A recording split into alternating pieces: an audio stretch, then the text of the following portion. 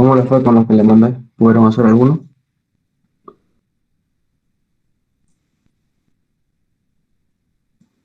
Sí, estimado, hasta el 10 más o menos, pero del 10 al 15 me complicaron un poco. No, no, no, Bueno, no. De los ejercicios que pasé yo, sí, no, no, los últimos no lo hagan, los últimos no, son para el segundo parcial. Yo les esos son el hablo segundo. sí, yo les hablo de los que les subí en la tarde, esos A ejercicios. ver, déjame ver.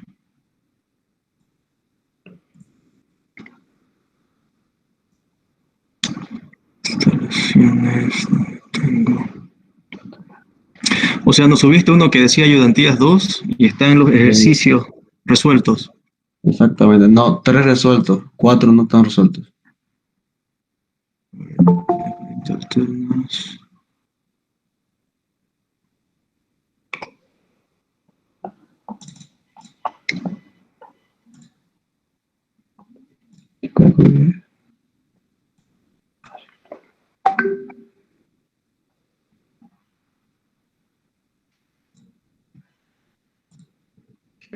Exacto. ¿Intentaron hacerlo? ¿Cómo les fue?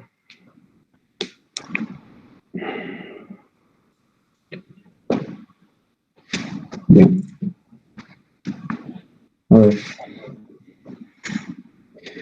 Eso me lo pasó el ingeniero Alvarado para que lo hagamos. Así que, en realidad me pasó tres resueltos y cuatro por resolver. Así que en la tarde, mientras esperaba, y pude hacerlos. 1, 2, 3, 4, 5.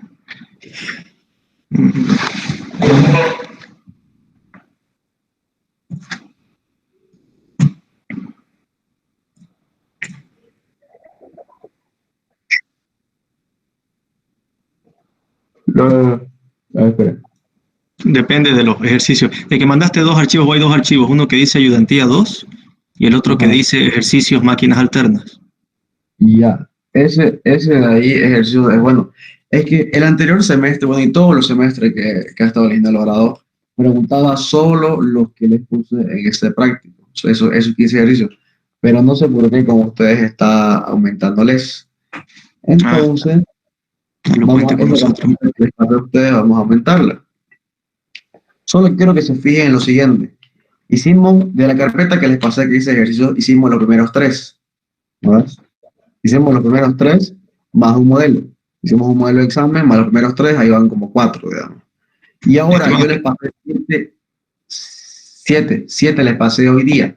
Esos siete más los otros cuatro son los 11 posibles que pueden entrar al primer parcial.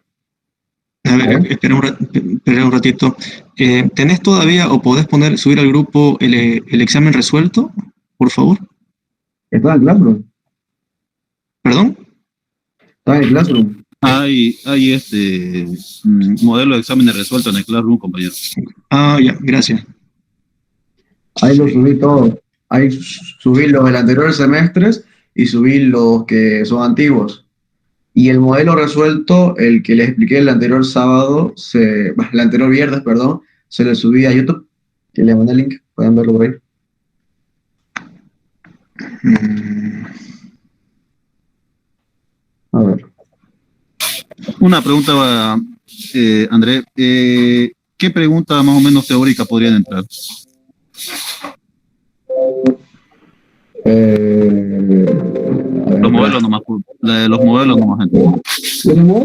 Siempre repiten, yo que sé, definición del torque para un motor, definición de densidad magnética, de flujo magnético, de un material paramagnético, paramagnético, cosas así. ¿Cuánto es la permeabilidad máxima de un material? Esa cosa, digamos. Pueden material preguntar. ferromagnético. Ahí lo tengo resuelto. Eso nomás. No he visto que, bueno, a lo largo de los años no ha aumentado. Más bien como ustedes está aumentando esto de los ejercicios. No preguntaba estas cosas, pero bueno, por ahí como ustedes lo hacen, ¿no? Por ahí, ¿no? No sé. Ahí es lo que le iba a mostrar. YouTube. Aquí está.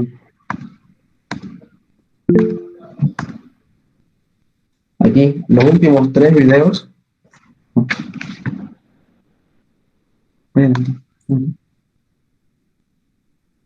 Ya. aquí, tengo 3. Sí, sí, Lo leo, mi cariño. lo Este de estoy acá, viendo. este de acá y este de acá. Estos 3 de acá son los que le subí. Lo que hice en la ayudantía del día viernes. Son 3 ejercicios, bueno, 4. Aquí tenemos uno, aquí otro y aquí son 2. Son 4 ejercicios. Entonces esos 4 lo estudian, lo ven y bueno, junto con lo que vamos a hacer hoy día, son posibles candidatos a que entren a su examen.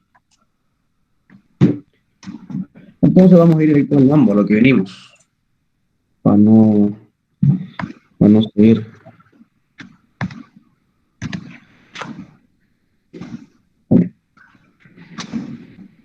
Ya, miren, este de acá yo solo subí resuelto, está en la práctica. Este de acá igual, este de acá igual está. Ahora bien, este de acá no está, pero lo vamos a hacer.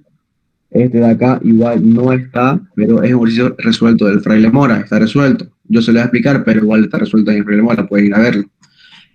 Y este de acá no está resuelto, es un ejercicio propuesto. Y este de acá también es un ejercicio propuesto del Chapman. Entonces, esos son los que me mandó el ingeniero y yo se los ordené bonito y se los mandé a ustedes para que puedan imprimirlo o verlo, o bueno, no sé. Pero son 7, esos 7 puede ser que entren, él me los pasó, así que yo creo que por ahí saque alguno, digamos, de acá o por ahí, no sé. Entonces, estos 7 puede ser que sí, más lo que hicimos el día viernes. Entonces, vamos a ver, le voy a explicar cómo es esto de acá.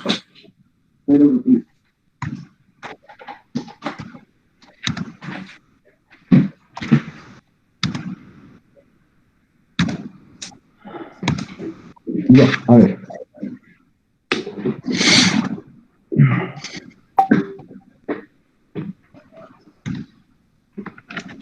Ok.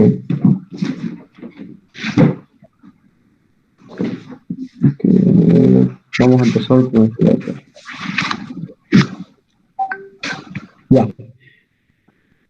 Bien, vamos a quedarnos, no sé, hasta la hora que sea, ¿no? O sea, esta ayudantía es porque, bueno, tiene examen el viernes y es para no dárselas el viernes sobre hora y tengan poco tiempo de estudiar, ¿no? Vamos a darla hoy día para que ustedes tengan tiempo de estudiar.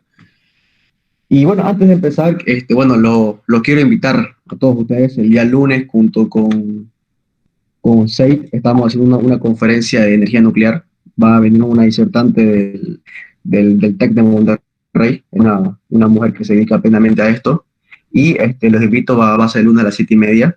Va a hablar sobre la energía nuclear y bueno, supongo que las ventajas y las desventajas de esto para que conozcamos un poquito más. Y como la siguiente materia que ustedes van a tener con el ingeniero Alvarado se llama centrales termoeléctricas, ahí más o menos vemos centrales típicas, centrales tanto renovables como no renovables, pero el ingeniero no ve al fondo lo que son centrales nucleares. El ingeniero Sauma hace un tipo de monografía que investigan en máquinas hidráulicas, que suele mostrar alguna central nuclear, pero para que puedan conocerla y tengan conocimiento de esto, están invitados el día lunes, ¿ya? Entonces vamos a venir a lo que venimos, una vez que ya les invité. Pueden ver lo que les muestro, ¿no? Sí, se ve claramente. Ok. Entonces, ¿qué nos dice? A ver, la figura muestra un... Vamos, voy a grabarla. Esto de acá. Vamos a cerrar. GeoGebra, vamos a cerrar GeoGebra. Ya. Entonces, ¿qué tendríamos? La figura muestra un rotor y un estator sencillo de un motor de continua. La longitud media recorrido en el estator, ¿no? La parte fija, es de 50 centímetros y el área de su sección transversal es 12 centímetros cuadrados. La longitud media corresponde al rotor, es de 5 centímetros, ¿no? La longitud media del rotor, y el área de sección transversal es de 12 centímetros cuadrados. Cada entrehierro entre el rotor y el estator tiene un ancho de 0,05, o sea, el espesor del entrehierro, y el área, bueno, su área transversal es de 14 centímetros cuadrados, ¿no? El hierro del núcleo tiene una permeabilidad relativa de 2000 y hay 200 vueltas alrededor del núcleo, ¿no? Alrededor del estator. De esta manera se magnetiza la máquina, ¿no? Si la corriente en el alambre se ajusta a 1 amper, ¿cuál sería la densidad de flujo resultante en el entrehierro? Bien, ¿se acuerdan que hicimos? Bueno, yo les subí un video explicándole un ejercicio parecido a este a YouTube y básicamente es lo mismo, tienen que hacer lo mismo. ¿Qué es lo primero que van a hacer? Lo primero que hacen siempre es encontrar el circuito magnético, ¿no? Este es el circuito físico, lo pasan al circuito magnético, ¿no? Aquí entonces van a tener, ¿qué van a tener? A ver, resistencia del estator, ¿no? Esta es una, la del estator, una. Resistencia en el entrehierro, una y dos. ¿Por qué dos? Porque hay una acá y hay otra acá, se van a hacer dos. Más la del rotor, entonces son cuatro, ¿no ves? Una del estator, otra del rotor y dos del entrehierro. Se van a tener cuatro, ¿no? Todas están en serie. Fíjense que todas están en serie, ¿no? Entonces va a recorrer un flujo que va a salir de acá, ¿no? De la bobina y va a recorrer por toda la máquina, ¿no? De esta manera se va a crear un campo magnético resultante, ¿no? Entonces, ¿qué es lo que van a hacer primero ustedes? Primero que todo, obviamente tienen que encontrar el valor de la reluctancia tanto en el estator como en el entrehierro como en el rotor. Entonces, para el estator tenemos todos los datos. Tenemos la longitud, que vale 0,5. Tenemos la permeabilidad relativa, que vale 2000, no nos da el problema. Tenemos la permeabilidad en el vacío, que vale 4 pi por 10 a la menos 7, y sabemos cuánto vale su área. De esta manera encuentran la permeabilidad, perdón, la reluctancia en el estator. Para rotor lo mismo, encuentran la reluctancia del rotor y de último encuentran la reluctancia en el entrehierro, ¿no? De acuerdo a esto, la reluctancia en el entrehierro de la parte superior va a ser igual a la inferior. Entonces, R1 es igual a R2, ¿no ves? Una vez que encuentran todo eso, encuentran la reluctancia equivalente, ¿no? O sea, la sumatoria en este caso, que todas en serie, entonces va a ser una sumatoria de reluctancia en serie. Como en el ejercicio anterior. En el ejercicio anterior creo que estaban algunas paralelas, otras en serie, lo mismo aquí, ¿no? Aquí todas están en serie. Entonces, una vez que tienen esto acá, encuentran la reluctancia equivalente, les va a salir 51.000 ampere vuelta sobre Weber, o bueno, uno sobre Henrys. Entonces, una vez que tienen esto, saben que la fuerza magnetomotriz o la fuerza de Hutchinson es igual a N por I, y esto acá es igual al flujo magnético por la sumatoria de todas las reluctancias, ¿no? ¿Sabemos cuánto vale la reluctancia? Sí, sabemos cuánto vale. ¿Sabemos cuánto vale N? Sabemos cuánto vale. ¿Sabemos cuánto vale el flujo? Sabemos cuánto vale el flujo, ¿no? Entonces, una vez que conocemos todo esto, podríamos relacionar de esta manera. Saben que B es igual al flujo dividido entre el área, ¿no ves? Entonces, N por I es igual al flujo. Pero en vez de colocar flujo, pueden poner B por S. El que colocan B por S por la reluctancia. Entonces B es igual a N por I por la reluctancia por S. ¿Cuánto vale N? Vale 200. ¿Cuánto vale el ampere? Vale 1. ¿Cuánto vale la reluctancia? Vale 751.000. ¿Y cuánto vale el área? Vale 0,0014, ¿no? O sea, la reluctancia en el entrehierro, ¿no? No en el estator y en el rotor, en el entrehierro, ¿no? En el entrehierro. Fíjense aquí el entrehierro, ¿no? Y entonces ya estuvo. De esta manera encuentran cuánto es la inducción magnética en el entrehierro con la que va a rotar la máquina, ¿no? ¿Está claro? ¿Todos entienden? ¿Preguntas? Todo claro, estimado. Buenísimo. Entonces vamos a lo siguiente. Vamos a la siguiente, esta está facilito, igual.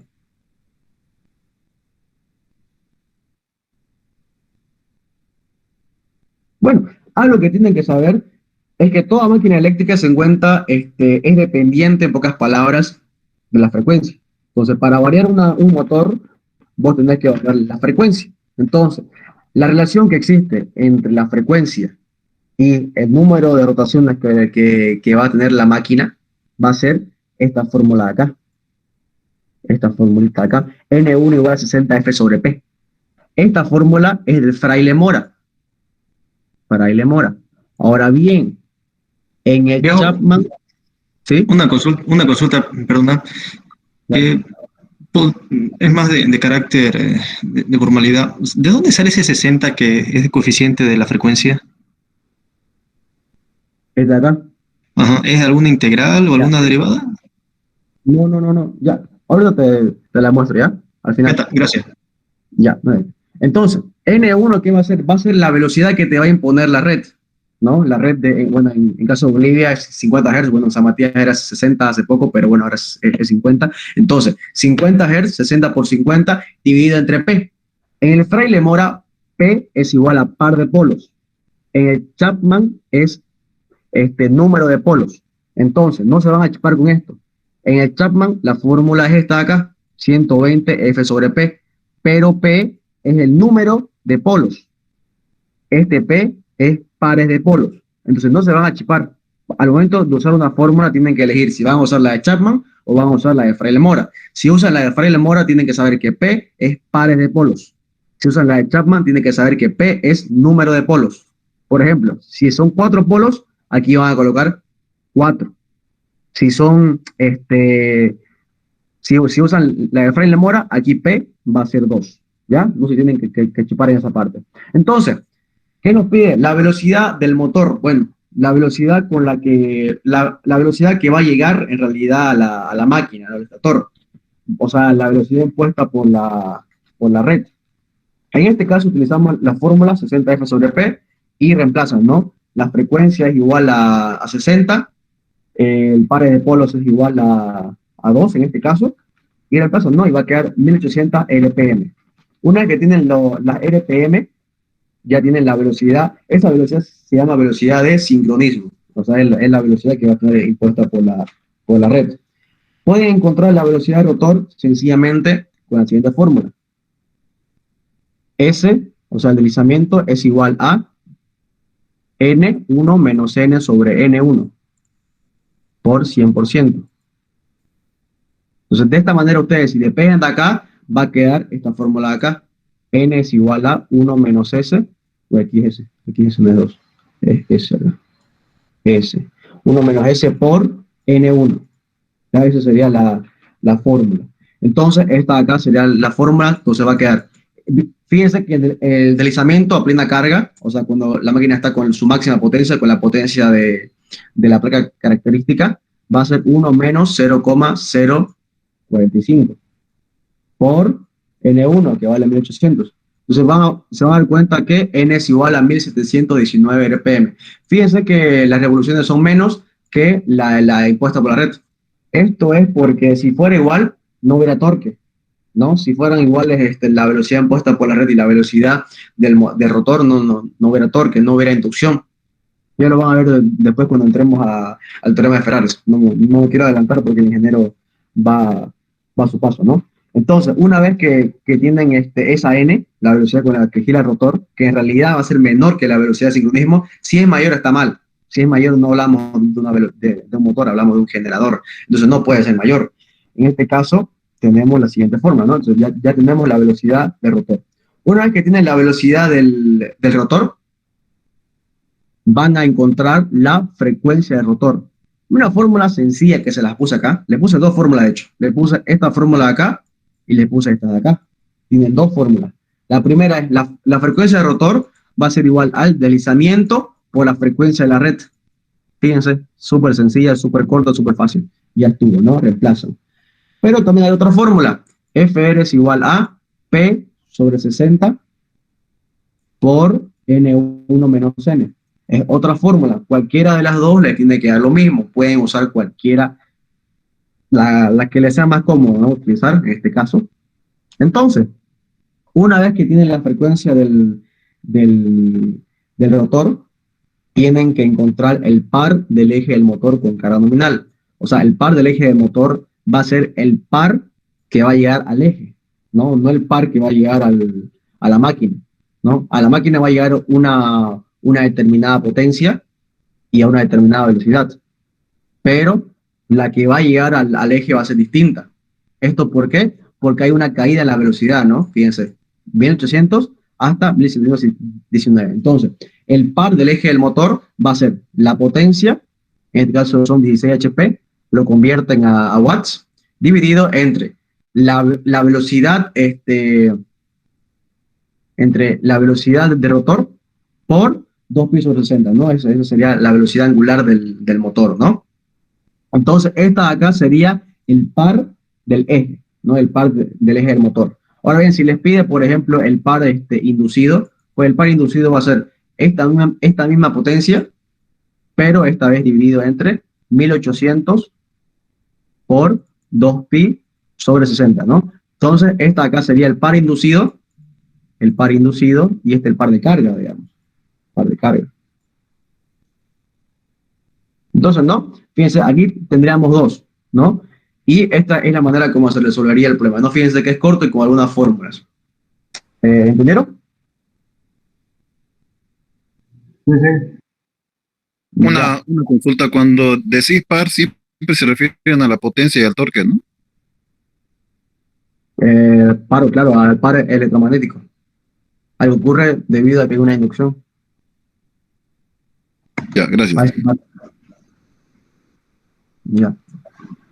Bueno, entonces, una vez que está definido eso, vamos a responder la pregunta que hizo acá el compañero. ¿Dónde sale esa formulita? A ver.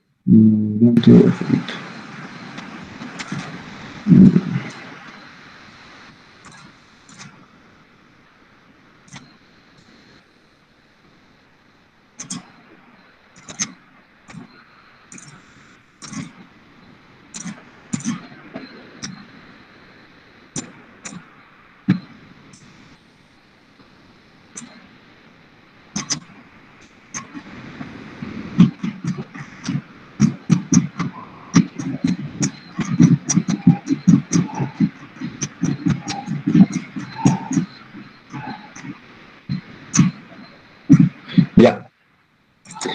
Aquí, fíjate, tenemos una máquina sencilla, ¿no? Una máquina sencilla que tiene un polo, ¿no?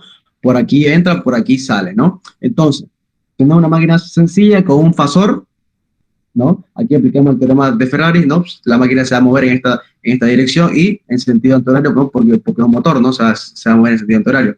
Entonces, ¿cómo vas a saber vos cuál es la velocidad? Vamos a suponer que hay un observador en la punta de la máxima onda, ¿no? Porque esto, bueno, en el motor, si vos querés, ¿cómo te digo? Hacer una ley, ¿no? Una ley matemática que exprese su movimiento en términos de fuerza magnetomotriz. Vos aplicás una serie de Fourier. Aplicás una serie de Fourier y por lo tanto te va a esperar una fuerza magnetomotriz que va a ser función del ángulo de rotación y del tiempo, ¿no? Y te va a quedar un tanto, ¿no? La fórmula. Entonces, una vez que vos tenés la fórmula que te va a decir cómo se va a mover el motor, ¿no? De acuerdo al ángulo de rotación y de acuerdo al tiempo, entonces vos vas a poder encontrar cuál va a ser la cresta en esa posición, o sea, cuál va a ser el punto máximo donde se va a incurrir en la inducción máxima. Entonces, en la cresta el observador va a ver lo siguiente, va a ver que la velocidad angular con la que va a girar por el tiempo va a ser igual a esta teta de acá, va a ser lo mismo, en la cresta, ¿no? En la cresta es lo mismo.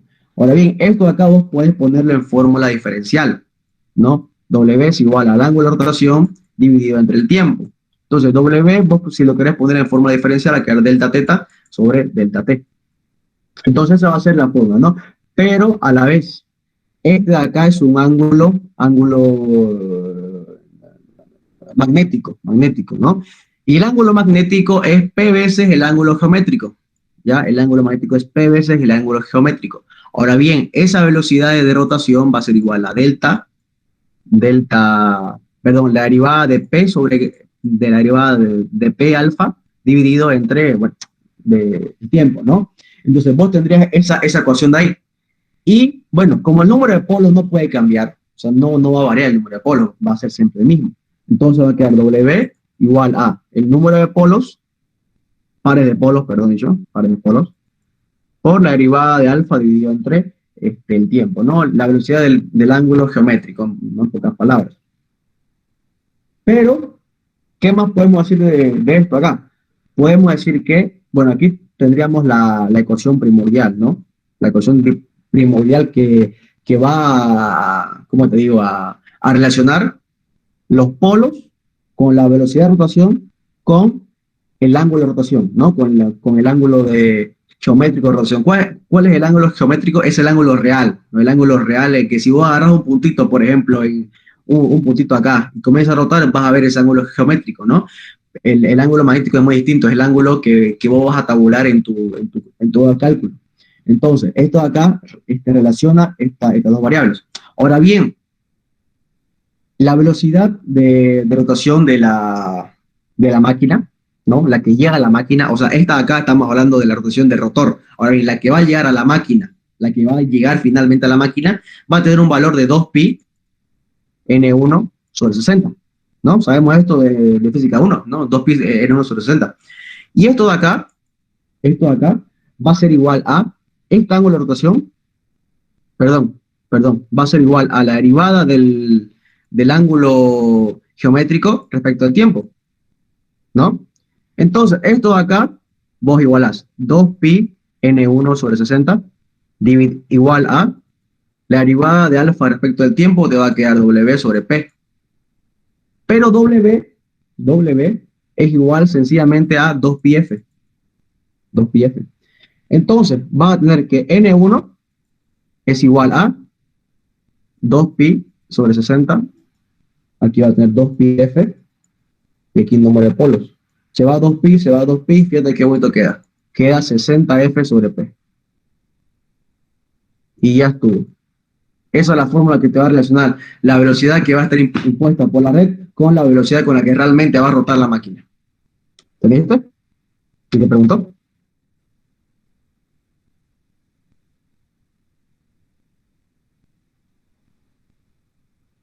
Hola, hola.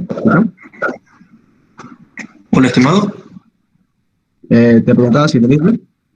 Sí, todo claro, te agradezco mucho. No, ¿de qué? No sabemos integrales, no. Ahí para, si querés usar integrales y ponerte a hacer matemáticas, te puedes poner a comprobar el teorema de Ferrari y ahí utilizan series de Fourier y ahí vas a ver hartas integrales. Pero aquí no es algo que tenés que entender, ¿no? O sea, la relación que existe entre el ángulo geométrico, entre el ángulo real, con el número de polos y con la velocidad de rotación del rotor, ¿no? Que sería esta de acá, esta ecuación de acá. De aquí parte todo, ¿no? De aquí ya sencillo llegar esto acá. Entonces, ya tendríamos resuelto el 1 y el 2 y ahora quedaría el 3. Bueno, el 3. En realidad el 3 está resuelto ahí en Fraile Mora. El ingeniero me dijo que les haga el 2.1. Así que a ustedes les dejo de tarea que hagan este de acá, el 2.1 del Fraile Mora. Es lo mismo que este de acá. Lo único que va a cambiar son los datos. Entonces, ¿cómo? Bueno, entonces, el 2.1 le dejo de tarea para que ustedes lo hagan y vamos a hacer esta de acá, que es lo mismo. Entonces, ¿qué tendríamos? Una máquina eléctrica de 40 kVA tiene pérdidas en el hierro de 750 watts, pérdidas en el cobre, la prenda carga o asignada de 2000 y unas pérdidas mecánicas de 1000. Nos pide la potencia aparente. Entonces, para que puedan encontrar la potencia aparente con máximo rendimiento, tenemos que definir el índice de carga óptimo, ¿no? El índice de carga óptimo se define como la raíz entre las pérdidas fijas sobre las pérdidas variables. Entonces, ¿cuáles son las pérdidas fijas? Son las que no van a cambiar de acuerdo a cómo vos rotes la máquina, que en este caso son las pérdidas del hierro, porque son pérdidas de corrientes parásitas o de focal, y las pérdidas por estéresis, ¿no es? Entonces, las pérdidas fijas no van a cambiar, van a estar siempre ahí, son producto debido a que va a circular corriente o que la máquina va a funcionar. Entonces, las pérdidas fijas siempre van a estar ahí. Y las pérdidas mecánicas también se van a estar ahí, son las pérdidas que vos tabulás cuando diseñás el eje o hay una fricción con el coinete, o pérdidas de ventilación o pérdidas de refrigeración del motor. Entonces, todas esas pérdidas son las pérdidas mecánicas, las cuales no van a cambiar en un funcionamiento normal de la máquina. Las que van a cambiar son las pérdidas del cobre. Las pérdidas del cobre, debido a que están relacionadas con la pérdida de efecto de Joule, ¿no? Está relacionada de esa manera con la intensidad de corriente, van a cambiar. Es variable. Entonces, las pérdidas variables son solo las de cobre. En cambio, las pérdidas fijas son las del hierro y las mecánicas. Entonces, vamos a sumar pérdidas fijas igual a 1000 más 750. Y las pérdidas variables son esto de acá de las pérdidas, la del cobre, o sea, 2000. Entonces, una vez que tenés el índice de carga óptimo, tenés aquí el índice de carga óptimo, puedes encontrar la potencia máxima, o sea, La potencia máxima se refiere al máximo rendimiento, ¿no? Cuando tenemos un rendimiento máximo. Entonces, ¿cómo va a ser la formulita? Va a ser S máxima igual a el índice de carga óptimo dividido por eh, la potencia nominal, ¿no? Nunca se va a llegar a la potencia nominal, ¿no? Jamás vamos a llegar a la potencia nominal, ¿no? En realidad, el índice de carga óptimo se define como la potencia con la que está trabajando en ese momento, cuando está en marcha, dividido entre la nominal. Entonces, mientras más cerca estemos de un valor unitario, ¿no? Entre esto que sea más cerca de 1, pues la máquina va a funcionar mejor, va a funcionar a un mejor ritmo, ¿no? Entonces, lo ideal siempre es trabajar cerca de ese índice de carga óptimo, ¿no? Fíjense que también no es recomendable trabajar con cargas reducidas. Si vos trabajas con cargas reducidas, pues vas a tener un rendimiento pequeño, ¿no? Y también, bueno, son unas consideraciones de esta cosa que se llama índice de carga óptimo o factor de utilización. Entonces, una vez que vos encontrás la potencia aparente máxima, ¿no? Que está acá, ya tendrías cuál es la potencia cuando tu rendimiento va a ser máximo. O sea, lo máximo que le puedes sacar a esa máquina va a ser esto acá. Entonces, ¿qué más nos pide? Nos pide las pérdidas en el cobre en el caso anterior. Bueno, ¿qué pasa cuando estamos trabajando a un índice de carga óptimo y cuando trabajamos a un rendimiento máximo? Cuando trabajamos a un rendimiento máximo, las pérdidas variables se igualan a las pérdidas fijas. Entonces, las pérdidas fijas van a ser 1000 más 750. O sea, las pérdidas fijas van a ser las pérdidas de hierro más las pérdidas de mecánica, ¿no? Que sería este caso de acá. Entonces, una vez que tienen las pérdidas en el cobre, podemos encontrar las pérdidas, el rendimiento máximo para un FEP de la unidad, ¿no? El rendimiento máximo es sencillamente expresado por esta fórmula acá. ¿No? Entonces, tenemos esta fórmula acá. ¿Y qué tenemos acá? ¿No es? S máxima lo tenemos. El coseno de phi es 1, ¿no es? Es 1. Aquí nos dice FDP de la unidad. FDP de la unidad. Entonces, 2 PF, ¿no? 2 veces las pérdidas fijas. Entonces, sencillamente aquí ustedes reemplazan y le va a quedar cuánto es el rendimiento máximo de que le van a poder sacar a la máquina. Ahora bien, ¿qué nos pide? Nos pide rendimiento máximo a plena carga con un FDP de 0,8. O sea, simplemente reemplazan aquí 0,8. Pero fíjense que dice rendimiento a plena carga, no dice rendimiento máximo. Entonces, el rendimiento a plena carga va a ser sacado con la potencia aparente nominal, ¿no? No van a utilizar la potencia máxima, porque no pide rendimiento máximo, dice rendimiento normal, ¿no? Un rendimiento normal a plena carga. O sea, quiere decir un rendimiento cuando estamos trabajando con los 40 kVA, ¿no? Obviamente sabemos que no utilizamos los 40 kVA, utilizamos menos 40, ¿no? Pero esta plena carga, idealmente utilizaríamos los 40, ¿no? Entonces aquí van a colocar los 40 kVA por el FDP, que es 0,8, dividido entre 40 por 0,8, más las pérdidas variables, más las pérdidas fijas, ¿no? Y este acá sería el rendimiento a plena carga, con un FDP de 0,8. Y la última, ¿qué nos dice la última? Nos dice un rendimiento a media carga. Cuando hablamos de media carga, pues nos referimos a la carga plena dividido entre 2, ¿no ves? Entonces, en vez de 40 vamos a poner 20. Pero antes que todo eso, vamos a ver que las pérdidas variables, le dije que se relacionan con el efecto de Joule. Pero también se acuerdan que, no sé si han pasado líneas 2, esta formulita. La pérdida, en realidad la potencia es igual a un coeficiente constante por la potencia aparente elevado al cuadrado, ¿no? Sabemos eso que funciona tanto una línea como una máquina. Entonces, la pérdida variable en este caso va a ser 2 kVA, no 2. Y la potencia aparente va a ser 40 kVA. Entonces, B va a tener un valor de 0,00125. Entonces, ese va a ser el valor de B. Ahora bien, decimos que estamos trabajando a media máquina. O sea, no trabajamos a los 40, trabajamos a 20. ¿No? Por X y Z motivo trabajamos a 20 kVA. Entonces, las pérdidas variables van a ser este B de acá, por los 20 al cuadrado, ¿no? ¿Por qué? Porque estamos trabajando a media máquina. Entonces va a ser 0,00125 por 20 al cuadrado, queda 0,5, ¿no? De esta manera va a quedar 0,5. Si, por ejemplo, le dijera, estamos trabajando a un cuarto de carga, aquí no van a poner 20, van a poner 10, ¿no ves? Nada más, sencillamente es eso. Entonces, una vez que tienen las pérdidas variables, reemplazan aquí y ya estuvo, ¿no? Ese, por si acaso, no va a ser los 40, ¿no? Porque estamos trabajando a media carga, entonces va a ser 20. Entonces colocan aquí 20, aquí el FDP es 0,6, ¿no? 0,6 y listo, ya tendrían el rendimiento. Y ya estuvo, ese sería el problema número 3. ¿Se entendió?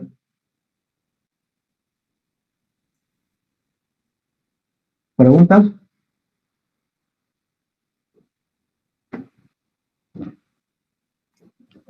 Todo claro. Buenísimo. Entonces,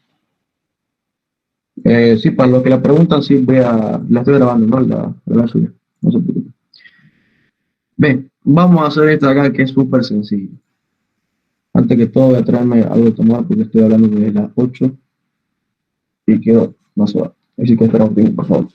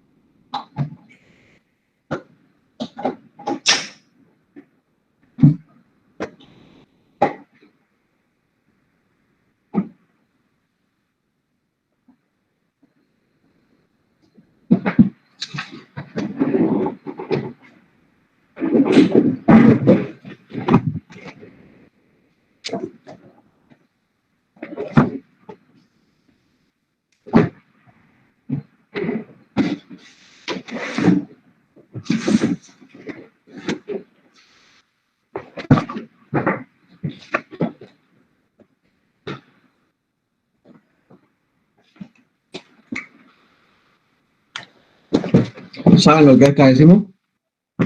¿Alguno de ustedes? ¿Ha escuchado eso?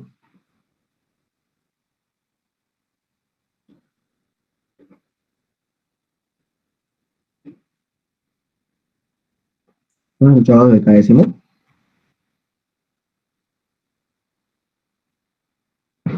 Bueno, para los que no saben, es un programita que ustedes pueden, ¿dónde está?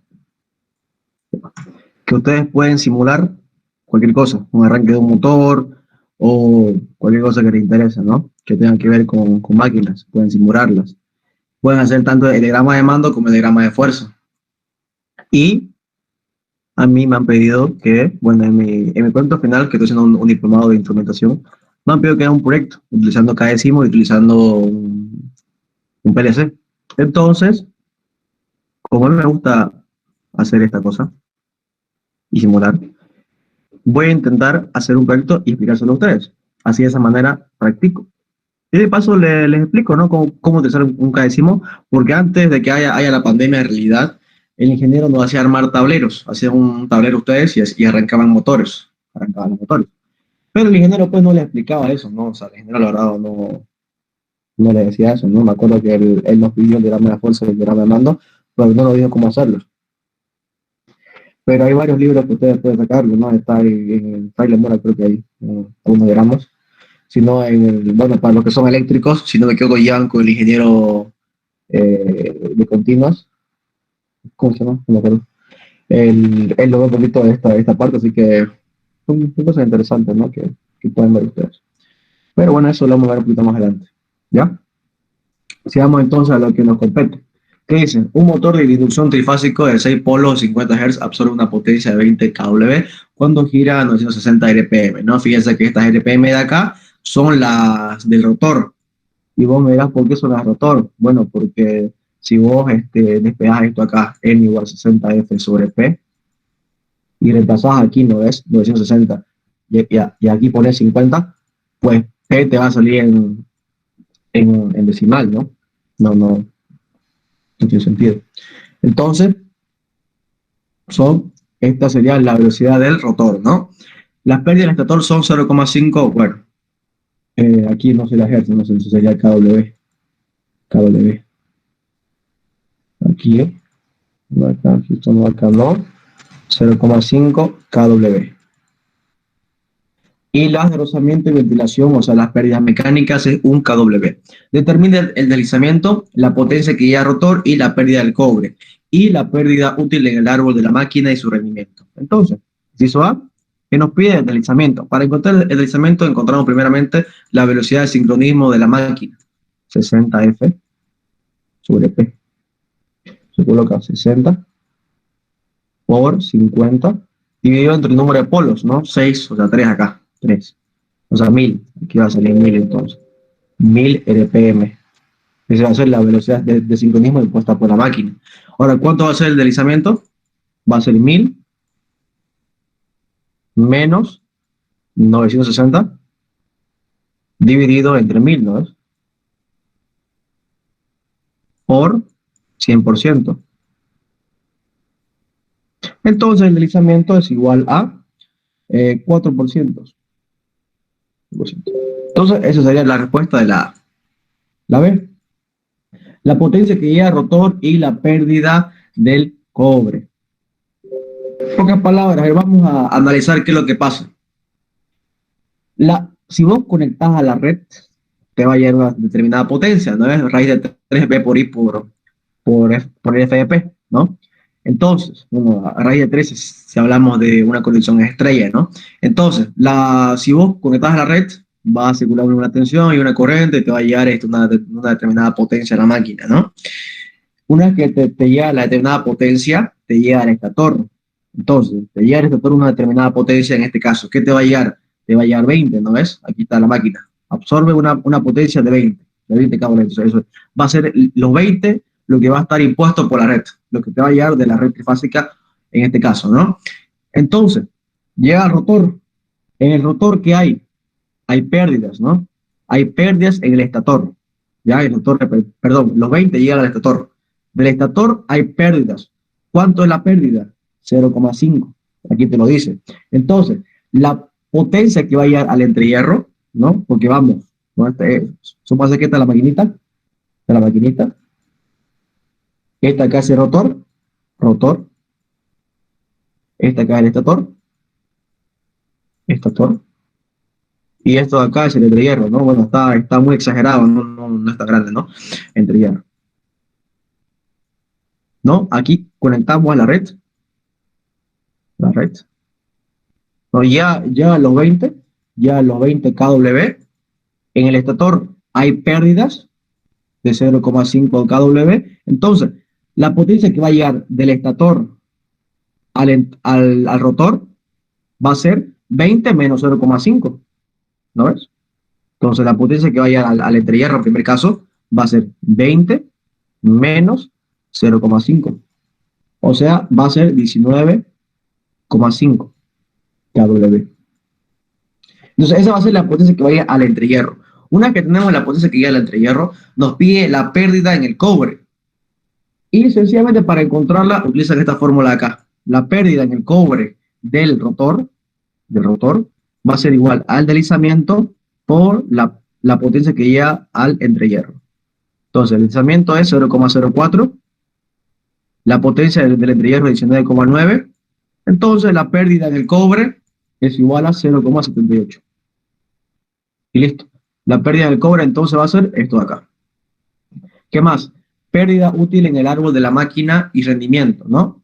Entonces, la pérdida útil en el árbol de la máquina va a ser lo siguiente. Llega a 19,5 al entrehierro, llega al rotor.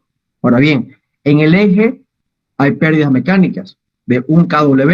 Entonces, la potencia útil, la potencia real que va a llegar al eje, va a ser la potencia del entrehierro, que en este caso es igual a la potencia del rotor, en este caso,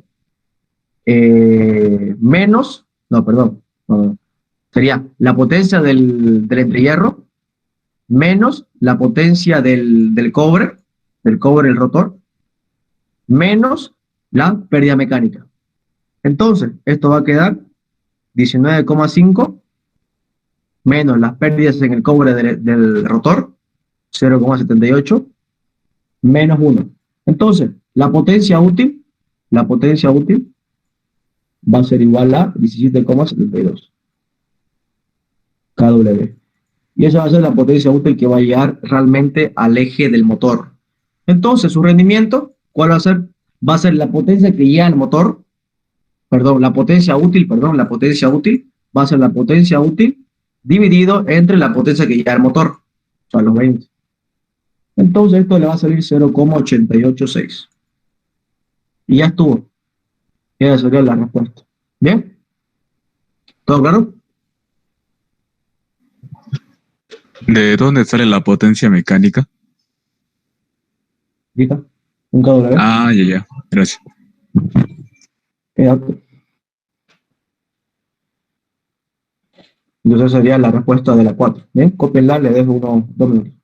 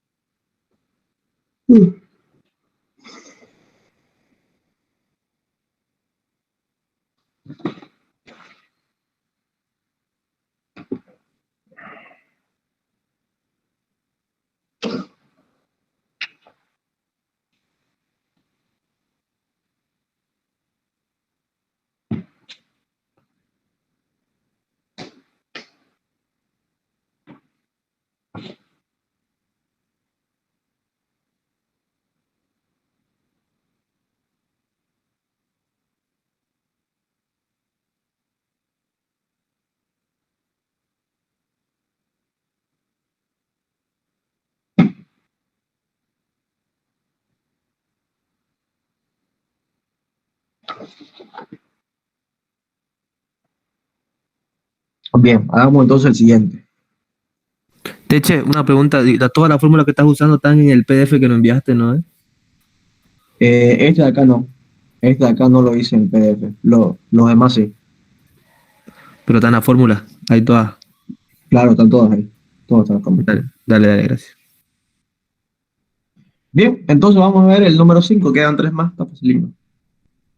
Vamos a brindar, estamos todos. Tenemos unos 20 minutos más o menos hasta que salga las 11. Entonces vamos a hacer lo siguiente. A ver. Dice, el esquema siguiente corresponde al circuito magnético de una máquina recta rotativa. Existen 2 núcleos polares, sobre los que se colocan unos de banda de excitación, cuya misión es crear el flujo que atraviesa el inducido, y este va por un bobinado, ¿no? Donde se genera la FEM de la máquina al girar el inductivo, movido por una energía mecánica externa. Las dimensiones son las indicadas en la figura. Los materiales son el núcleo polar, o sea, los polos están hechos de chapa magnética, la culata está hecha de acero fundido, ¿no? Las curvas magnéticas de estos materiales son las indicadas en la figura. ¿Esto acá? Calcular el número de ampere vuelta por polo necesario para producir una inducción al entrehierro de un Tesla, y supuesto que el coeficiente de Hopkinson, me olvidé, aquí no es una I, es una O, perdón, Hopkinson, ¿no? El coeficiente de Hopkinson es entre los polos y el inducido vale 1,15, ¿no? Bien. Esto acá está resuelto en el Fraile Mora, entonces si quieren, lo tiene resuelto ahí. Ahora, yo les voy a explicar nomás cómo es la cosa. Entonces, aquí tenemos, es lo mismo que hicimos en el comienzo, en el número 1.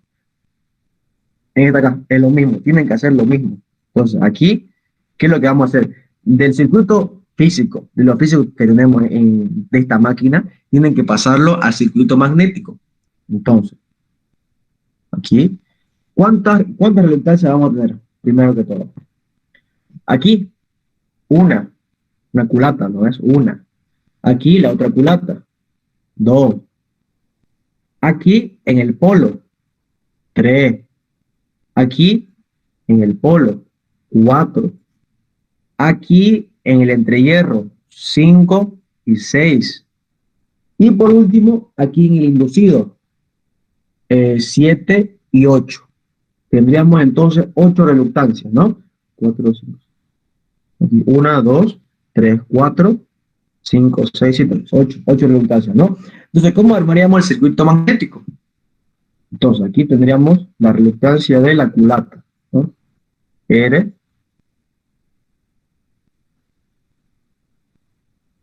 L culata, ¿no? L culata.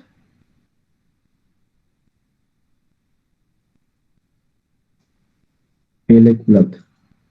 L culata. Aquí tendríamos la reluctancia de el polo, ¿no? El polo, LP. Aquí tendríamos, ¿no? Las bobinas. Entonces, tendríamos aquí una fuente, más o menos.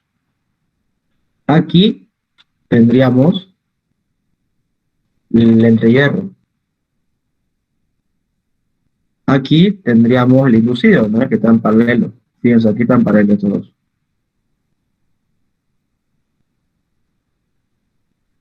Entonces, ¿qué va a ser? R inducido. Y aquí R inducido.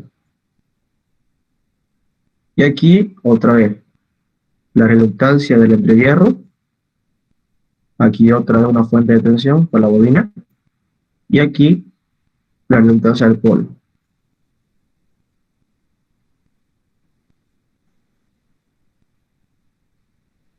Ya estuvo. Entonces, ¿qué es lo que va a hacer? De acá va a salir un flujo magnético, ¿no? Un flujo magnético.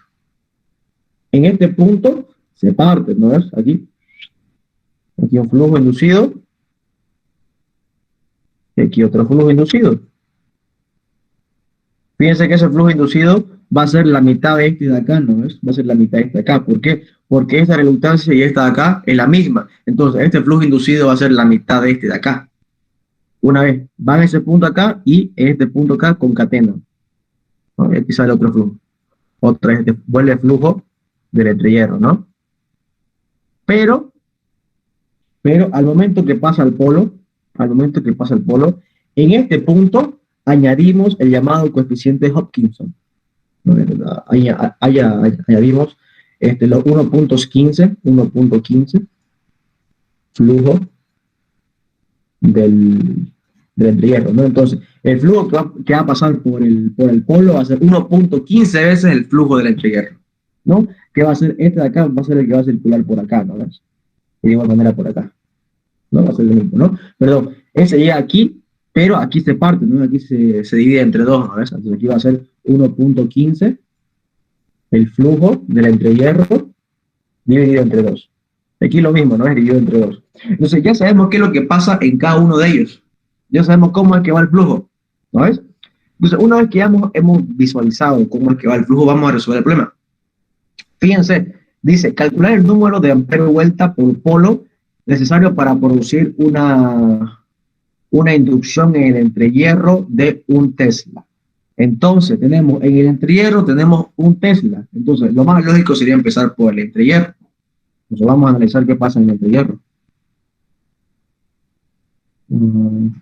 Ya. Borramos esto de acá. Nos quedamos con el circuito ahí.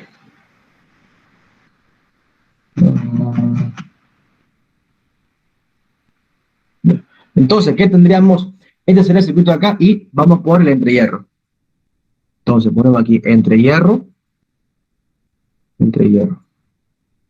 Entonces, tenemos que la inducción magnética es un Tesla. Entonces, podemos encontrar tranquilamente cuánto es la intensidad magnética. La intensidad magnética es la inducción magnética o la densidad magnética dividido entre la permeabilidad de vacío. O sea, vale 1 dividido entre 4pi por 10 a la menos 7. Entonces, ¿aquí cuánto va a quedar? Va a quedar HE, va a quedar 7,96 por 10 a la 5. ¿No? Fíjense, eso sale de Fraile Mora. Ampere vuelta metro. Entonces, esa va a ser la intensidad magnética en el entrehierro. ¿Cuánto va a ser la fuerza magnetomotriz o el diferencial de potencial que va a haber en este entrehierro? Básicamente, la fuerza magnetomotriz o el diferencial de potencia que va a haber ahí va a ser igual a la intensidad magnética por la longitud del entrehierro. O sea, 7,96 por 10 a la menos 10 a la 5 por la longitud magnética, que vale 0,0006. Entonces esto acá le va a quedar igual a 476,6 amperes vuelta. Esa va a ser la fuerza magnetomotriz. Ahora bien, ¿cuánto va a ser el flujo magnético? El flujo magnético va a ser igual a B por S, ¿no ves? B por S. Entonces, ¿cuánto vale la inducción magnética? Un Tesla. Un Tesla por el área del entrehierro, 1200 por 10 a la menos 6. Entonces, ¿cuánto sale esto acá? El valor de esto acá es igual a 1200, ¿no? O 1,2 por 10 a la menos 3. Entonces, ya sabemos cuánto es el flujo magnético en el entrehierro. Sabemos cuánto vale, 1,2 por 10 a la menos 3 Weber. Entonces podemos calcular tranquilamente qué es lo que pasa en los demás. Por ejemplo, en el inducido. En el inducido, ¿qué sabemos? Sabemos que el flujo magnético es igual a la mitad del entrehierro, ¿no ves? Fíjense, aquí ya el entrehierro, que vale 1,2, y aquí se divide, ¿no ves? Entonces va a ser 1,2 dividido entre 2, o sea, 0,6 por 10 a la menos 3. Entonces, ese va a ser el flujo magnético en el inducido. ¿Cuánto va a ser la inducción magnética?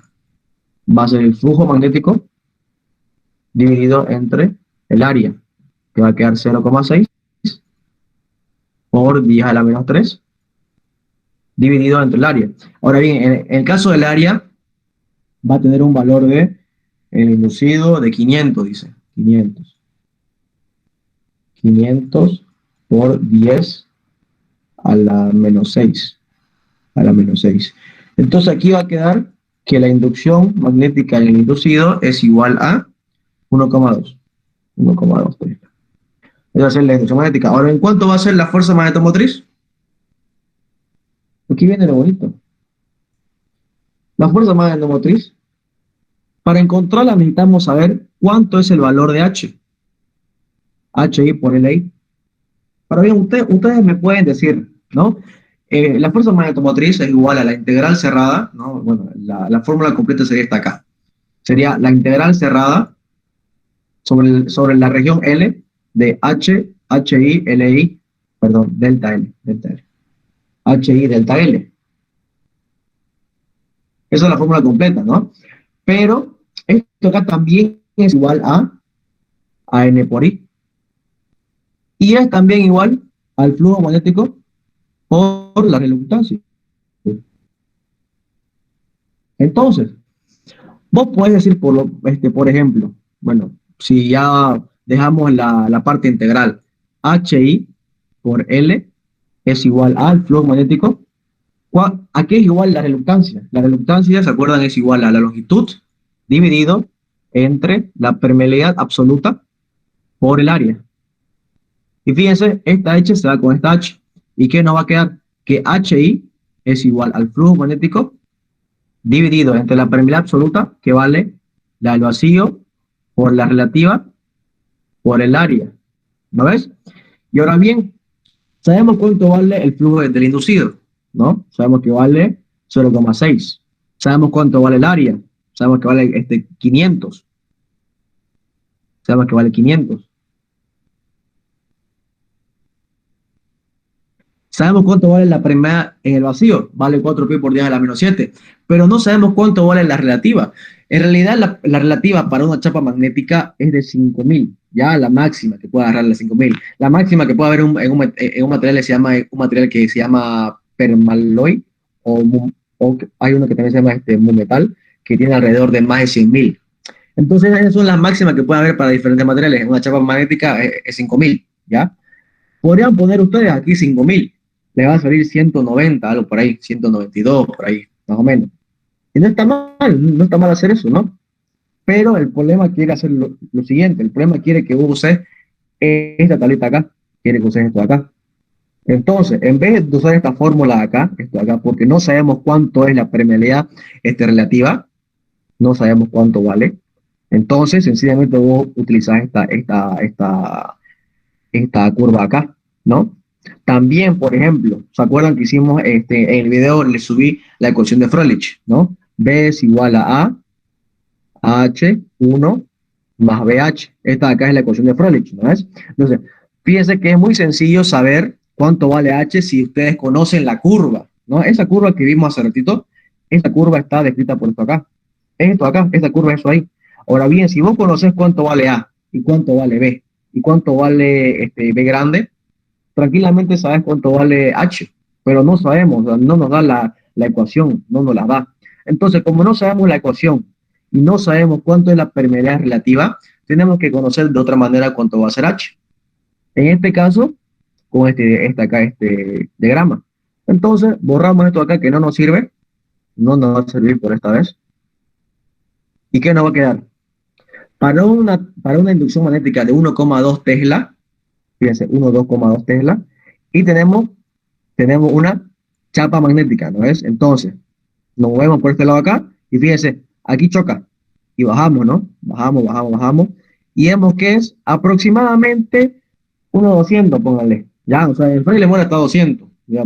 Supongamos 200, entonces, para no pelarle, ¿ya? O sea, esto es al ojo, ¿no? El que tenga mejor ojo va a acertar más. Entonces, pónganle 200, ¿no? Utilicemos el Frey le muere. Entonces, eso es lo que ustedes tienen que hacer. Aquí les dan los Tesla, se mueven por acá, llegan a la chapa y bajan. Entonces, una vez que tienen eso, van a saber cuánto vale H. Entonces, H para el inducido tiene un valor de 200. Entonces, tranquilamente ustedes pueden decir que la fuerza magnetomotriz del inducido va a ser 200, o sea, H, por la longitud. Y la longitud tiene un valor de 0,05. Entonces, esto le va a salir 100 amperes vuelta. Y ya estuvo, ¿no? Eso sería la fuerza magnetomotriz del inducido. ¿Qué faltaría? Faltaría la de los polos. El polo lo mismo. Polo lo mismo. Entonces, para los polos que tenemos el coeficiente de Hopkinson, ¿no? Sabemos cuánto vale el coeficiente de Hopkinson. Y acuérdense, en los polos, ¿cuánto flujo atraviesa? El flujo que va a atravesar en el polo va a ser 1,15 veces el flujo del entrehierro. Entonces, ¿qué colocamos acá? Colocamos el flujo del polo es 1,15 veces el flujo del polo. ¿Cuánto era el flujo del entrehierro? Era 1,2. Entonces aquí va a quedar 1,38 por 10 a la menos 3 Weber. Entonces ese va a ser el flujo que va a circular por el polo. Entonces, ¿cuánto va a ser la inducción en el polo? Va a ser el flujo en el polo, 1,38 por 10 a la menos 3, dividido entre el área. ¿Y el área cuánto va a ser? 1000, ¿no? Les das dato eso. 1000 por 10 a la menos 6. Entonces, ¿sabemos cuánto vale la inducción? Vale 1,38 Tesla, ¿no? Otra vez lo mismo. Podemos utilizar la ecuación que pidamos. H del polo es igual a el flujo magnético dividido entre la permeabilidad absoluta, la permeabilidad relativa y el área, ¿no? Sabemos cuánto vale el flujo, sabemos cuánto vale el área, sabemos cuánto vale la inducción, la permeabilidad del vacío. No sabemos cuánto vale la relativa. Podemos utilizar 5000, pero no es exacto, ¿no? Entonces, como no sabemos cuánto vale la permeabilidad relativa del polo, o sea, del material del polo, vamos otra vez a la tablita. No queda de otra. Aquí ir al diagrama. Lo subimos otra vez. A 1,38, a 1,38, supónganse 1,2 acá, 1,3 acá, aquí 1,38. 1,38, ¿dónde vamos? Vamos a chapa magnética, aquí. Vamos por acá. Entonces, fíjense, estamos aquí, bajamos, ¿no? Más o menos aquí, ya, supónganle, Fraile Mora sale 400, ya, está bien, 400, pongámosle entonces, 400, ¿no? Entonces, más o menos por aquí, 400. Entonces, colocamos aquí 400. Aquí, con 1,38 Teslas, H es igual a 400, ¿no? 400 amperes vuelta metro. Entonces, con esa H podemos encontrar tranquilamente la fuerza magnetomotriz. 400 por la longitud del polo, que vale 0,25. Entonces, esto es igual a 100 amperes vuelta. Entonces, finalmente, ¿qué quedaría? Quedaría la de la culata. La de la culata. La de la culata que es lo mismo, ¿no? El flujo de la culata ¿A qué es igual? Es igual al flujo que había en el polo dividido entre 2. El flujo del polo vale 1,38 dividido entre 2, 0,69 por 10 a la menos 3, el flujo de la culata. Entonces, ¿cuánto va a ser la inducción en la culata? Va a ser el flujo de la culata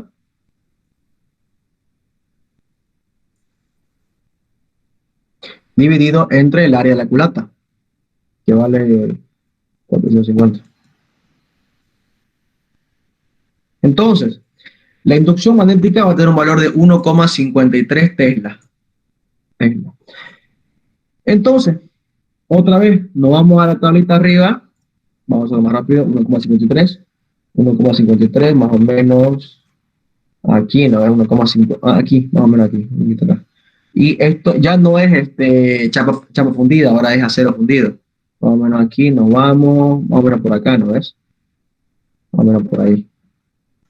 Y eso no tiene que quedar unos 2000, 2200. Entonces, con esto de acá, bueno, más allá, ¿no? Tiene que quedar uno aquí. Aquí más o menos quedaría. Aquí más o menos. No al ojo, digamos, ¿no? Tiene que ver más o menos por acá. Ya, entonces van a la tablita, van al diagramita, perdón, y le va a salir que H es igual a 2200, ¿ya? Ampere vuelta metro. Una vez que tienen H, que es lo que tienen que calcular, la fuerza magnetomotriz de la culata, y que va a quedar 2200 por la longitud, 1,5, 3300. Listo, ya tienen todo, ya tienen todo, la fuerza magnetomotriz que hay en la culata, que hay en el entrehierro, que hay en todos lados. Ahora, ¿cuál es la total? La total es la fuerza magnetomotriz en la culata más la fuerza magnetomotriz en el inducido más 2 veces la fuerza magnetomotriz en el entrehierro. ¿Por qué 2 veces? Aquí hay una, ¿no? La parte superior y la parte inferior 2 veces. Más 2 veces la fuerza magnetomotriz en el entrehierro, ¿no? Aquí hay superior e inferior y también en el inducido, ¿no es? Hay dos. No, perdón. Esta es la de los polos. No, está bien. Esta es la del entrehierro, esta es la del entrehierro y esta es la de los polos, porque hay dos polos, ¿no ves? Aquí hay dos polos. Aquí hay uno polo, dos polos. Entonces, hay dos polos, 2 veces FM de los polos y la del entrehierro, ¿no? Del inducido y del aculato solo uno. Dividido entre dos. Entre dos. Y listo, ¿no? Reemplazan acá. Entonces, la fuerza magnetomotriz de la culata va a ser igual a 3300.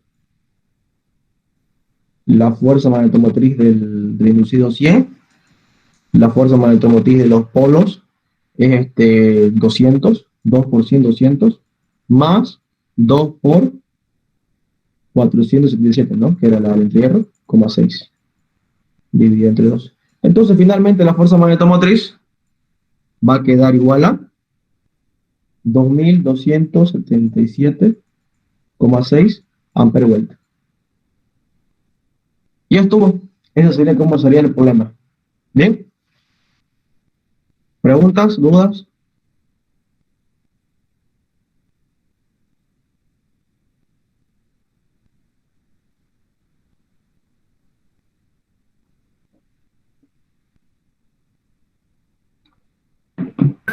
Todo claro.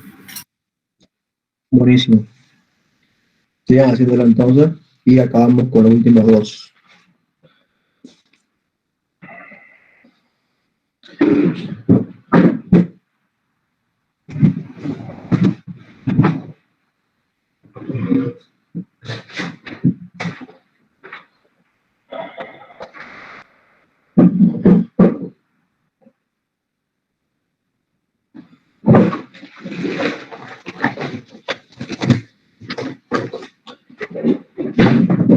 Ya un minuto más y hacemos las últimas dos. Ya para que se vayan a dormir.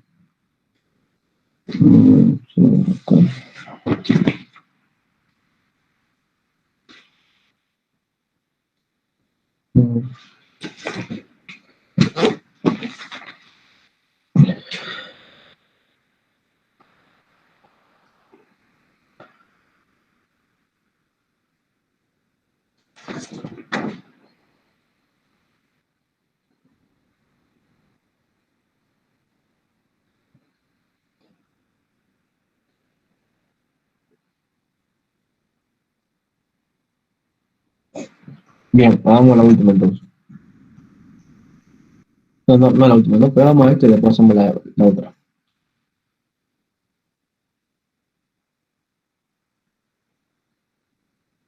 Bien, esta acá es súper rápida, ¿no? Esta acá sería la llamada inducción magnética pico, la cual es radial, en una dirección radial.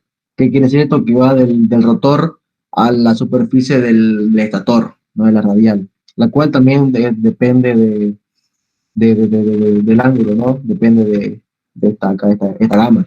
Entonces, esa va a ser netamente radial, ¿no? Netamente radial. Esto acá va a ser la llamada la inducción magnética del rotor, ¿ya? La inducción magnética del rotor. Y esta acá va a ser la neta, ¿no? La neta va a ser simplemente la sumatoria la del rotor más la radial, ¿no? Entonces, B neta es igual a BR más BS, ¿no? Ahora bien, el par de inducción puede ser escrito como una constante por BR, ¿no? Por la inducción magnética rotor, producto vectorial por BS. Les dejo esta matemática para ustedes ahí echarlo, es cortito. Entonces, el par de inducción es igual al producto vectorial entre una constante K por la inducción magnética del rotor y la inducción pico en dirección radial. ¿Ya? Ahora bien, B neta es igual a BR más BS. Entonces, la inducción también puede ser escrita como K por BR, producto vectorial, B neta menos BR. Y aquí finalmente pueden poner que la inducción es igual a K, BR, producto vectorial B neta, más KBR, producto vectorial BR, ¿no? Pero fíjense que aquí tenemos producto vectorial de dos vectores Estimado, colineales. perdona, en la distributividad de ese producto cruz no sería menos en el segundo término. ¿Acá? Sí, no, abajo. Que ahí tenés un ¿Acá? menos, entonces abajo Ah, sería KBR bueno, menos. sí. Bueno, sí, ¿no? Pero ya, sí, sí, tienes razón. Es menos. Está bien. De todas maneras, como son colineales y están en la misma línea de acción, se va. ¿Ya? Bueno, por la se va, ¿no? ¿Qué va a hacer? El producto vectorial entre K y un vector por el mismo vector va a ser cero. Entonces, esto acá se va a cero. Entonces, el par de inducción va a ser K por BR, producto vectorial B neto. Entonces, si el ingeniero les pregunta cuál es el par de inducción, ustedes van a poner esta acá o van a poner esta acá. Cualquiera, es correcto. Entonces, esta de acá va a ser la fórmula con la que trabajamos ahorita. Esta acá de acá es una función de la permeabilidad, por si acaso. Es una función de la permeabilidad del material del rotor. Entonces, ya sabemos cuánto vale perdón, de los volts. Entonces, ya sabemos cuánto vale la permeabilidad, ya sabemos cuánto vale, suponiendo BR, y sabemos cuánto vale B neto. Entonces, podemos hacer lo siguiente, podemos darle una dirección. Podemos decir que esto va a tener la inducción, va a ser igual a K. Ahora bien, BR va a tener una dirección, vamos a poner aquí I, J, K. Aquí va a tener una dirección BR, va a ser yo qué sé, BRX, BRY y BRZ. Aquí va a ser B neta X, B neta Y, y aquí B neta Z. Pero esto acá es muy difícil de responder, ¿no? Muy complejo. Pero podemos utilizar mejor la BS, ¿no? Más rápido. Bueno, perdón, aquí no tiene K. Aquí no hay K, ¿no? Z acá está de más. Está de más, ¿no? Estamos haciendo aquí en un plano 2D. Entonces aquí tenemos esto acá. Entonces, si utilizamos la otra, ¿no? La BS, ¿cómo sería? Tendríamos en dirección de X, pero no tendríamos en dirección de Y. Entonces, aquí sería sería aquí, B, B, BSX, BSX, X0, ¿no? Y aquí sería esto por esto y esto por esto, ¿no? Entonces, sería en dirección J. Entonces, la ruta de estos dos sería en dirección J hacia arriba. ¿Qué quiere decir entonces? Que no moveríamos en dirección negativa, para este lado, ¿no? En sentido antihorario, en sentido contrario al reloj. Entonces, la respuesta en este caso sería sencillamente que la dirección del par inducido de la máquina va a ser en sentido contrario a las agujas del reloj. Y como es sentido contrario a las agujas del reloj, por lo tanto, se trata de un generador, no de un motor, de un generador, ¿no? Si fuera un motor, sería acá, ¿no? Y bueno, no, perdón, no, estoy mal, me chipé. Para este lado es motor, para este lado es generador, no, tiene que salir para abajo. Para abajo es generador. Si sale en el sentido de la aguja del reloj, es generador. Si sale en el sentido contrario, es motor. ¿Qué es motor? Motor. Y, entonces tiene que salir para este sentido. Ya, la respuesta es generador.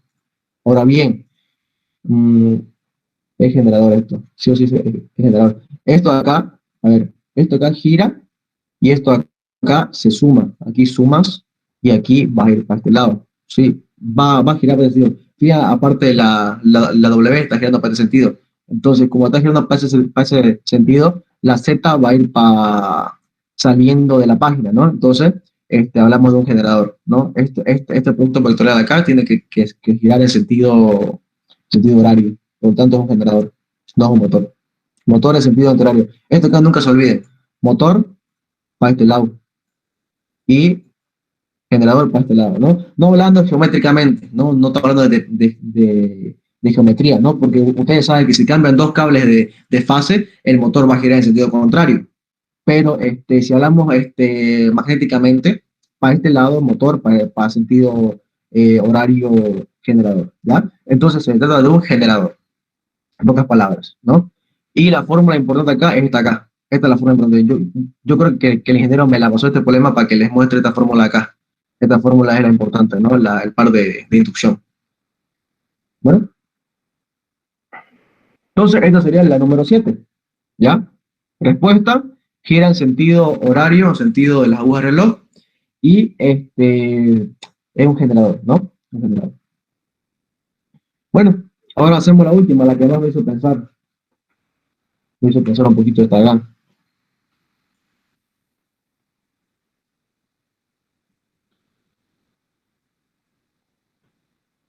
A ver.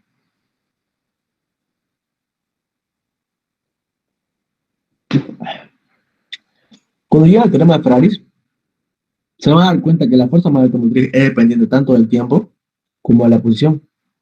Y hablamos de la posición en términos de, ya les mostré, que teta es igual a, o sea, la velocidad, perdón, el ángulo magnético es proporcional por el par de polos al ángulo geométrico. Entonces, podemos poner que el flujo es igual al flujo máximo por el seno de W1T por el coseno de P alfa.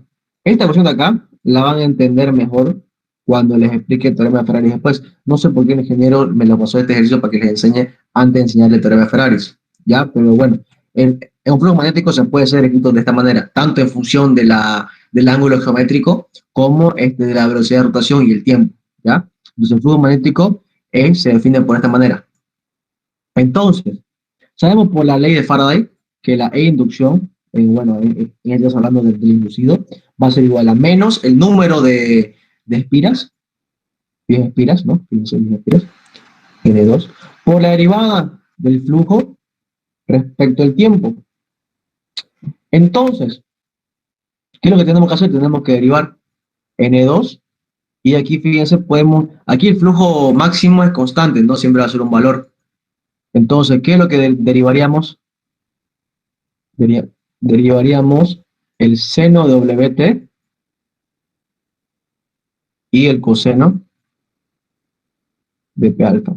Y ahora ustedes me pueden decir, Techa, aquí no hay T. O sea, es una constante entonces. No, no es constante. O sea, si bien el polo son constantes, alfa no es constante porque es, porque es el ángulo geométrico. Como es el ángulo geométrico, va a cambiar de acuerdo al tiempo. Entonces, no van a poner que alfa es constante, no tienen que poner alfa va a ser igual a la rotación de la máquina, bueno, el caso del rotor, por el tiempo, ¿ya? Gamas por el tiempo. Y vamos a suponer que hablamos de un par de polos, ¿ya? Un P, P de P es igual a 1.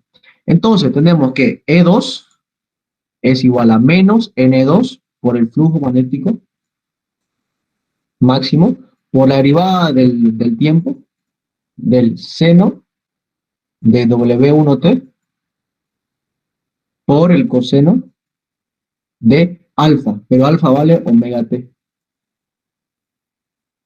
Entonces, E2, ¿cuánto vale? Vale menos N2 por el flujo magnético. La derivada del seno, coseno, ¿no ves? La derivada de coseno, bueno, la derivada de seno es coseno por la derivada de lo adentro, ¿no? Y la derivada de lo adentro es W1 por el coseno de W1T por el coseno de este sin derivar, ¿no ves? Menos N2 por el flujo máximo por la derivada de coseno. La derivada de coseno es menos seno, entonces aquí va a ser más. Y por la derivada de lo adentro, ¿no ves? Gamma, seno de W1T, seno de gamma T. Gamma T. Entonces, fíjense, ya sabemos cuánto vale N2, sabemos cuánto vale el flujo máximo, no sabemos cuánto vale W1 ni sabemos cuánto vale omega, pero podemos calcularlo. W1 va a ser igual a 2πf. ¿Cuánto vale F? 50 Hz. Entonces va a ser 2pi por 50, 314,16. ¿Y cuánto vale omega? Vale 2pi sobre 60 por N1. Sale 2pi 60. ¿Cuánto vale N1? N1 tiene un valor de, fíjense aquí nos da el problema, 1500. 1500.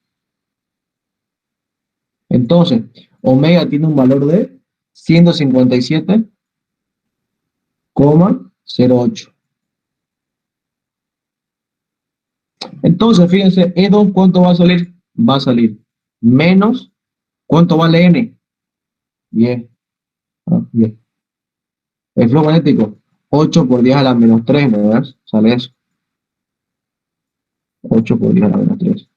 W1, ¿cuánto salía? 314,16.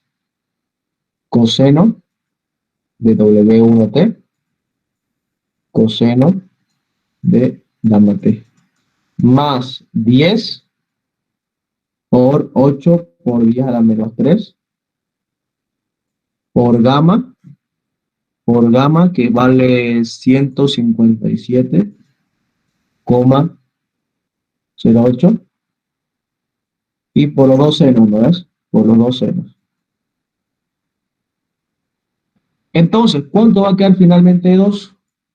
Esto de acá va a quedar con un valor de menos 25,13. 133,8. Coseno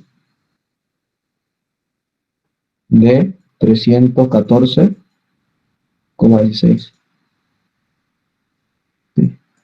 Y que queda el coseno de 157,08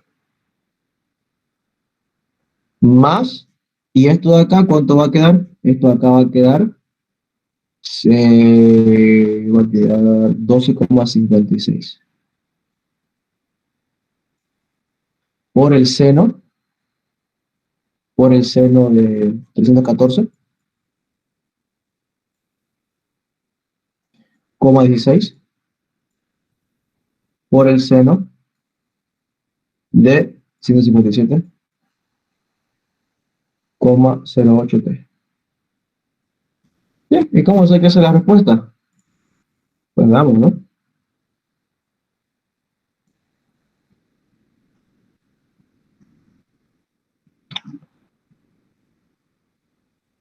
Menos 25,12, menos 25,13.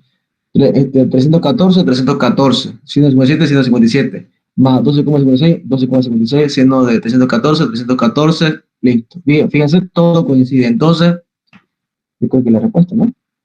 Entonces, ya estuvo. Esa sería la forma en cómo tienen que responder este de acá, que sería el propuesto que el ingeniero me mandó para que les explique. ¿Bien? ¿Dudas, preguntas? ¿Todo claro? Todo claro. Bueno, buenísimo. Espero entonces que el viernes den un buen examen. Espero que lo vean súper bien. Cualquier duda, igual me pueden hablar a mi privado, pueden poner por el grupo. Estoy para ayudarlos. Bueno, entonces no le molesto más, que tenga un... Una pregunta última, Teche. ¿Cuánto tiempo te da el ingeniero en el examen? Más o menos. Depende. El anterior semestre dio 1 hora y media. Cada uno 1 hora y media, 2 horas por ahí, dependiendo de cómo cuánto. 1 hora y media. No creo que tal vez más, bueno, o sea, el examen da para acabarlo en ese tiempo. Y si te da 2 horas sería un regalo, ¿verdad? Ok, gracias. Vale. Bien, entonces, nos vemos entonces. Que tengan buena noche. Gracias, estimado. Que estés bien. Chau, chau. Gracias, Teche.